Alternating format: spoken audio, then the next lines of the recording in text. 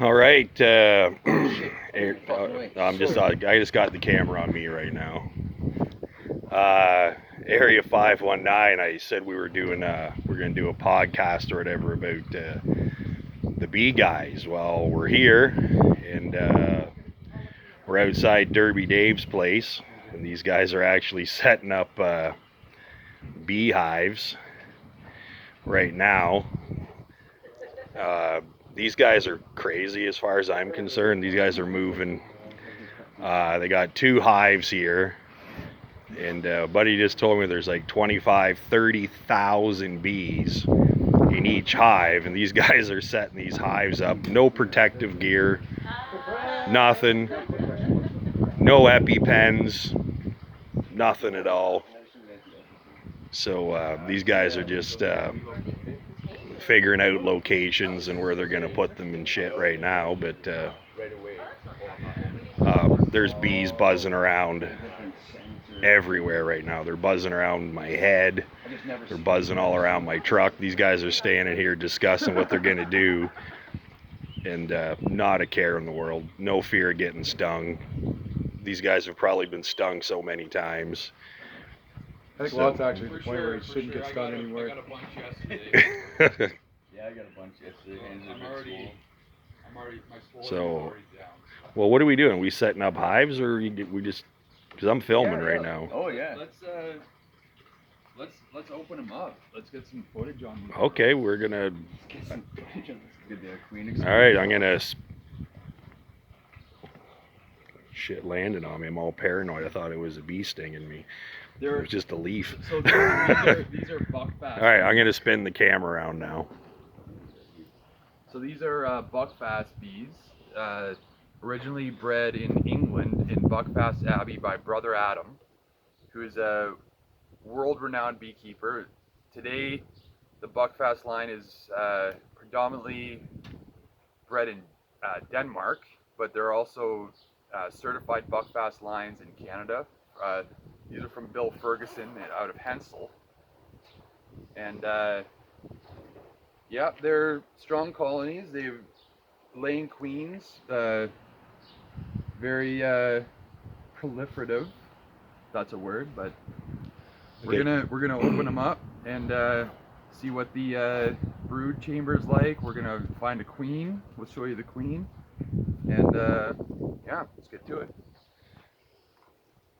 Now, am I supposed to be like? Cause you just suited up. And you're like talking about cracking this shit open, and I'm wearing a fucking t-shirt, and so I'm not really like keen on. We'll get the smoke going. We'll get the smoke going. They've just been relocated, so they're not really defending their home right now. They're kind of like, what the fuck's going on here? Right. So that works to our advantage. Okay, now we're not allowed to say fuck on the show. Eh? Oh, sorry about that. What's going on here? You know.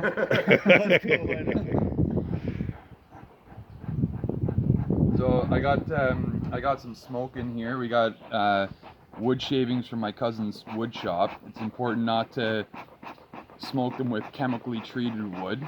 It's got to be natural, you know. And they respond well to smoke in terms of they become more docile. They're easier, yeah, docile. They're easier to deal with. They're calm. Could we put some cannabis in there and just mellow these fuckers right out? Would that help at all? I don't know. Does weed work the same on bees as it does with humans? I don't know. This way, if that's the case. I think it would. I've never thought to spend so much weed in a smoker. I mean, Get a bunch of shake and throw it in there.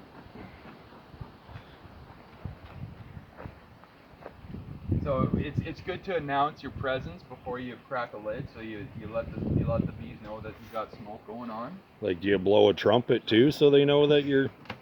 You know what? That'll work too. They probably respond to sound. I mean, not an expert in that, but so So there's like 20, 30,000 bees in there right now. Right. And you're going to crack that bitch open. Yeah, this is the inner cover. So Okay. they've got a vent screen here. Right, so they really maintain the hive at about 35 degrees Celsius all year round, even in the winter time. But they push the air up and down, back and forth through the hive. Keep that. Now, are these guys going to get super pissed off that now that you're doing this? Well, the buckfast line are actually known for their docility. Okay, 'cause these bees are like fucking swarming. I'm like, they're like bouncing off my hat right now. I don't know if you can see it in the film, but I'm a little nervous right now. So Check this out. These guys are just chilling, right? I mean, yeah, but what about all the fuckers flying around my head? They're not chilling. Like you said, Well, they're just on this figuring it Oh, out. I was just messing around. So this is a queen excluder. So we put these queen excluders on yesterday because we have a queen in here. So she can't get out. There's not another queen that could fly in or try to take over the hive. It's one queen is in here, and we're gonna try to find her. And now I'm going to try and get really brave and try to get a closer shot of this for you guys. If the camera drops, that's because I just got my ass fucking stung off. But I'm gonna try this. So here's our hive. Okay, what are the chances of me getting stung right now? They're high. Okay. They're 1 in high. 25,000. Yeah, this is gonna be the one. So you can see there are bees all on these frames here. It's a colony. So it's a good, each time you crack a lid, it's good to give them a bit of smoke, let them know you're here again. So I'm just gonna lift the frame out. This is a Langstroth hive, typical Langstroth. Lift them up here. You got The bush. removable frames. Bush. And when I go through a hive, I want to know there's a laying queen. That's the most important thing. If you don't have a laying queen, your hive is going to die. So, we got right here some nectar. This will eventually become honey. So it's all kind of glistening and liquid right now, but the bees will dehydrate it down to honey. And that's what they're doing right now, working the frame. Not a lot. The best thing about basswood is it blooms in like June, so your hive's full side by then. And there's so many. There are definitely some drones in here too. The other blooms. So if you got bees in the area, So early that any queens that are gonna yeah. go on their mating flight are gonna be Hey, you want to keep it down back there? We're exposed to these filming. drones for. Take this shit seriously.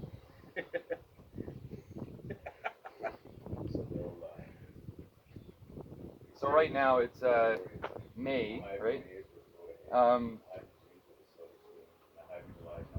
A colony right now is gonna want pollen to feed their brood. These two are full of nectar right now.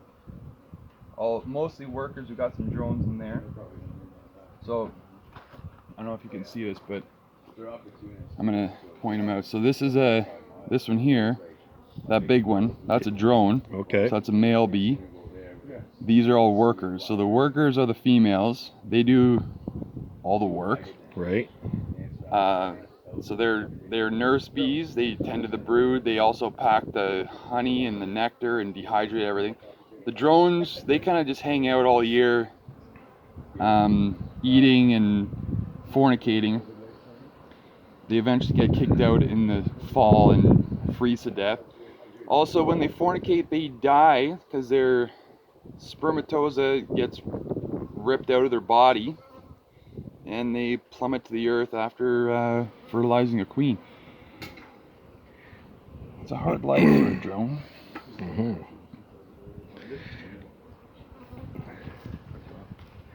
I have not been stung yet. I've just had my face 2 feet away from like 1,000 bees, and I'm still good. So Oh, right there. this is optimistic. It's interesting. Like you're mucking around in there, and they all, like for the most part, are pretty chill and focused on what they're doing. Yeah. And a lot of it depends on the time of day, right? I mean, right now they've just been transported, so they're like, what the fuck is going on? So this is worker brood. Okay. So that all that capped cells there, you can see a bit of larva in the top right here. Yeah. So that larva will eventually be capped, like these are here. These are all nurse bees. They are feeding the larva. So there's new bees hatching out in there. That's Or- right. Yeah. okay. So it's like a nursery, basically. Yes. Can we see one that's actually emerging, maybe? Okay, there's like a whole lot of buzzing going on around my head. Yeah. I'm just trying not to move suddenly. It's a good approach. Yeah, so in here you can see some of the larvae at various stages of development. Yep. These ones are a little bit more, a little bit newer. These Yeah. are a little bit further advanced. We'll do an actual more formal discussion inside after we're all done here, and we Right. can talk further about other stuff. But I just Okay. wanted to get some of this on film. So these are queen cups. So the queen will lay an egg in there if she wants a swarm, Which we have right now. right? Whoop. Well, a swarm would be all these guys are vacating. They're not even on the frames anymore. Right. And they're actually really calm when they swarm because they're trying to find a new place. Can you find a queen in there? Yeah. That's what we're looking for. At this point, Big girl. we haven't big found her ass. yet. I'm just gonna back off a little bit until you find her. Right. That was pretty intense, actually. That's a whole lot of bees going on right there. Anyway, you want to introduce yourself? Yeah, sure. I'm Chris Locke. Met these fine lads at Derby weekend several years ago. Real good people. Glad I met them. David mentioned a while back that he wanted some bees, and finally we're here to do that. I don't know if Lance mentioned or not the grass in front of the hive there. That's deliberate. So the bees have just been relocated for about 45 kilometers this way. They know as soon as they fly out, hey, this is a new place. So they're going to go around. They're going to get familiar with the new surroundings, and they'll be able to find home. If we just left it open, you can imagine that that's the front door of their house that they've always used. Everything's normal. Why would they go explore to find a new surrounding? So this way here, immediately they know, hey, I need to figure out where I am, come right back home, and then I'm going to go out and forage. And they won't waste time. They're going to get out working. Like kind of in the middle of the hive. That's a solid frame of brood there. That's a queen cup. Oh, So okay. you want to, when you take them apart and look at them, you want to make sure that if that's being fully capped, if you see some sort of larva in there, or they're capping the end of it, it's a full peanut. Then there's another queen in there, and they're ready to swarm at that point. So Oh, okay. you definitely want to. All right, let's get the queen out. My viewers are gonna get bored with this shit. So how often do you have to check those cups? You're going to want to be out here May and June. Not too often. Like, you don't want to interrupt their productivity either, Yeah. right? Like, you do set them So I back. gotta do this shit? Yeah, oh yeah. Oh. You didn't tell me that when I bought them. Yeah, I mean, when you get For what I good, paid, I think you should come and do it. when you get good, you'll spot the queen quick, and you'll be able to see what's going on. Buckfast does have a pretty low tendency to swarm, which is ideal. So you can do artificial swarms, which is what we did with these colonies here. We left some fresh eggs behind, so we're going to preserve that stock that we've got. Mhm. They're going to rear their own queen naturally. We're going to let them go. It's called a hard split. But also later this afternoon, we're going to graft. So we'll actually be taking a frame from our strongest colony that overwintered, pluck cells out of that one there to create new queen cells. So we've already created a starter colony that we're going to take that frame, put them in. They're going to feed those cups royal jelly. Then we're going to take it to a finishing box. Sounds like something from a porn. Yeah, a finishing box. So basically, what you want, your goal is to create a pretty natural situation where they do swarm naturally, You don't want them to have to make haste and rear a queen out of necessity. Mhm. You want them to think that they're in a queen-right colony, but they're going to swarm, so they're going to take their time, feed all of those queen cells the So royal now jelly. those cups, I noticed they were all on one end. Are they on the top or the bottom? You're going to find most of the time they're down hanging on the bottom. That's a deliberate swarm cell. If you find them halfway up a frame, that's an emergency cell. So something's happened to that queen where they've just taken the youngest possible egg they could find and then started grooming that to be a queen. And they just feed it this royal jelly, which is basically a high protein diet. So she's going to be a little bit longer and she's going to develop a little bit further than the others. A queen will take 16 days. So how far are we from digging Mama out? Only got 2 racks. Two left, more so- frames to go. She's likely pretty skittish right now. Just, you know, The whole she was in travel and transit. everything. Yeah. Yeah. Now, how big is the queen in compared to the rest of the hive? She's slightly longer. She really doesn't look that much different. What you pick up on is her movement. It's very deliberate. She'll go cell to cell to cell to cell, whereas the other bees do their little waggle dance and they're busying about the frame. So you got some drone comb here. So we looked at the worker comb or worker brood right there. These are the drone brood. They're further out. They're bigger bees, which is why they have more surface area in their cells. But you can see them when they're capped. They're definitely, there's a difference between the workers and the drones there. Gotta love them females. So there's just, so out of that hive, you said 25,000, 30 bees, so there's one queen, That's right. and she runs the show. She's more or less a slave to the girls. Like she's the hardest worker as far as she'll weigh less than the amount of eggs she might deposit in a day, peak season. Like she could deposit 2,000 eggs, which would outweigh her own body mass, which is incredible. So she's a little workhorse in there. She gets to go out for a few mating flights. Then she lives in darkness. She's in there all the time. The other girls get to go through the stages of development. They'll end up being foragers, and typically the oldest bees in the colony are your foragers. They're going to go out and they're going to die in the fields. Also, at the end of season, you're going to have a big brood hatch that's going to maybe never see light either. They might just be the nurse bees, but their lifespan is going to be far greater than the ones that had to go out on the wing Right. finding food. So when one of those cells is full, that's when you can split your hive? A queen cell? Yeah. Yeah, you can take a queen cell from there, and what you do is you take her and you ideally locate her to a new yard. Right? Okay. So you take her, which is what would happen naturally. You know, the old queen's going to take off with a good percentage of the colony, and they call those swarms. So you're going to see a big basketball-sized cluster off a tree limb, Mm-hmm. right? And you'll see a lot of scouts going out trying to find ideal location. Fucking interesting. It's fucking interesting. No luck there, Schultze? No, I didn't find her, man.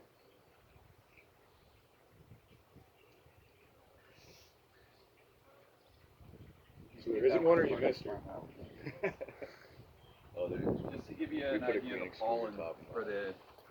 for the feed and the brood. So that's the pollen, how they pack it into the cells, and the nectar around it, right? So you got more of a solid pollen foundation there, which they feed the brood, especially at this time of year. There's a lot of pollen We'll on get this some side once too. we get here in the summer. Oh, In the spring and fall, no. well, I guess the trees don't have leaves on them. Yeah, so they're that's integral for this time of year, especially. You want to get a lot of pollen right beside a frame of brood, so the workers and the nurse bees can just feed the pollen right to the brood. Well, the biggest question, where's the honey?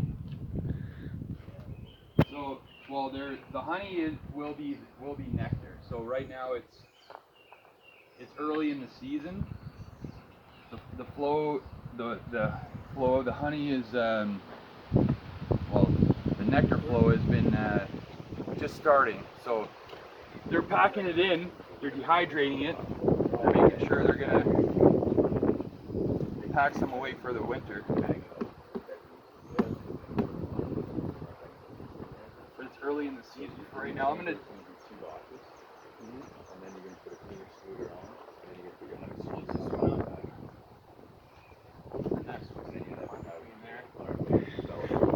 Well, there's just a little bit of, you got to see inside of a beehive. That's the first time I've ever seen inside of a beehive, so that's cool. I didn't get stung. I don't know if you can see it on film, but there is an astronomical amount of bees buzzing around us right now. They don't seem to be interested in us at all. As Chris said, you know, they just transported them.